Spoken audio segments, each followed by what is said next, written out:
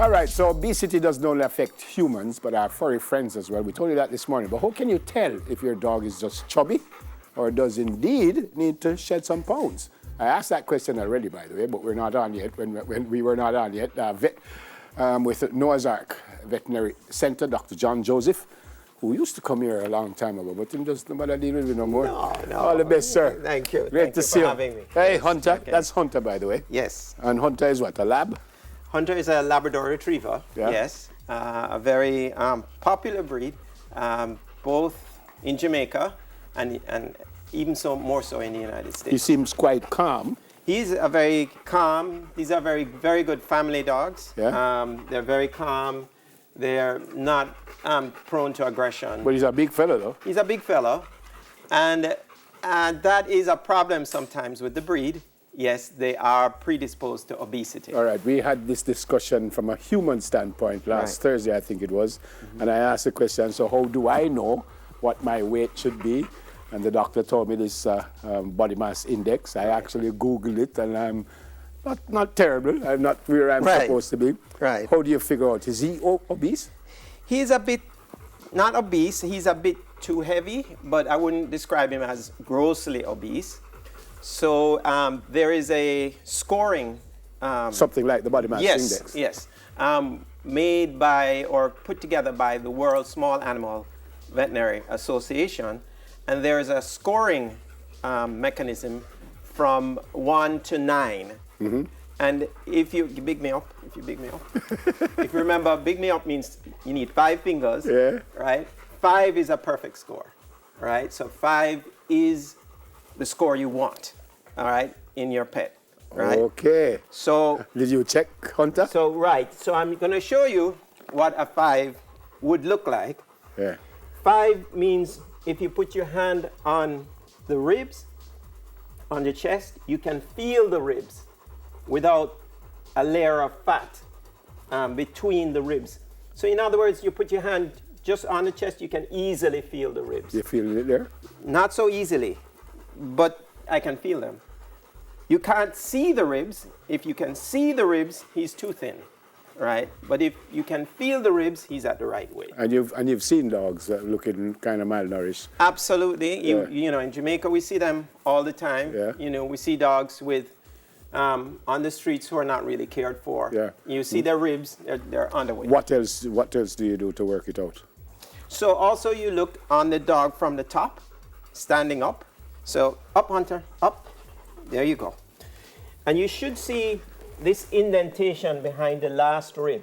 In other words, like an hourglass. Right. You know, you should have that indentation behind the last rib. When he's standing, when you're looking at him from the top, you see that indentation? Yeah, man. You see yeah, it? Man. Yeah, man. So you know he's a little heavy, but he's not really very badly obese. But is there anything that you could work out like mathematically, like, as you do it with humans, or no? Yes, but remember, humans are more standard heights, and so dogs are not. You can have a Chihuahua, which would be 3 pounds, 4 pounds, and a Great Dane, which would be 120 pounds. Right. There's much more variation within the canine world than in the human anatomy. Hunter is what, 3 years old? 3 years old. He's a young dog, so he's in the prime of his life. Yeah. So certainly we want to try and keep his weight down, you know, because we know there are several diseases,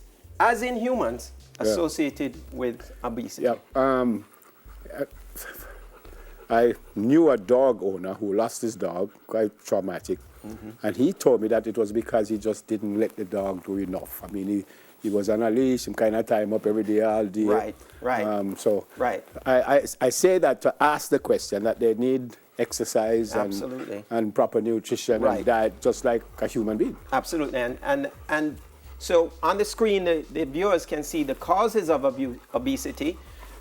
Certainly, lack of exercise, which is down, I think, about the 4th one, exercise is very, very, very important. You know, and it's so hard in the city because, you know, we work all day, we come home tired, we have a pet, you know, we just, can I walk the dog now? You know, I'm just tired. And the problem is we're building a city with nowhere to walk dogs. We're just putting up buildings with no parks, no accommodation. If you just, I mean, we've had issues, but if it's secure and you just let them loose in the yard and them run up and down, is that good enough? Yeah, that's good if you have that kind of dog that will run up and down. You know, if you have a dog that's kind of lazy, or if they're overweight, obese to begin with, their tendency to run up and down may not be there. You will actually have to throw a ball or get them to run up and down. So ideally, you just walk the dog? Walk the dog, or do some exercise with them. For them. how long? Take them swimming. If you go to the beach, let them throw the ball into the ocean and make them go and get it. If you just walk the dog for how long? You should try and walk the dog for at least 15 minutes. Yeah. Per day? Yeah, Every day? Per day. And it's good for you too. Yeah. Really. You should be exercising 30 minutes a day. All right. So let's say he's a little overweight. Well, he is a little overweight. How you get him down? So that, you know, the problem we see, especially with our patients a lot, is that people feed what's left over from their meal. And really, that's not so good. If you think about it, what's left over? Mostly fat, you know, grease, you know, bones, but a lot of fat. Now, fat, if you feed a lot of grease to the dog, and it's going to gain weight, right? And so we tell people don't do that. There are diets on the market. They're low-calorie diets. If you're that kind of person who's, you know, I can't do the exercise every day, you know, right? Then get a low-calorie diet and feed based on the bag for the lowest weight recommendation on the bag. Let me ask a stupid question. Yeah. Is there a dog out there that don't need as much maintenance as another one that probably a little easier to handle? Some dogs, it depends on what you mean by maintenance. Yeah, if you mean by weight-wise, there are dogs that have a tendency to be thinner generally. Yeah. You know, like Dobermans and Whippets and Greyhounds and things like that. But there are many dogs, especially some of the favorites in Jamaica, like Shih Tzus, Labrador Retrievers, German Shepherds, that have a tendency to be obese. Yeah. Right. So we gotta watch what they eat. Tell me about Noah's Ark.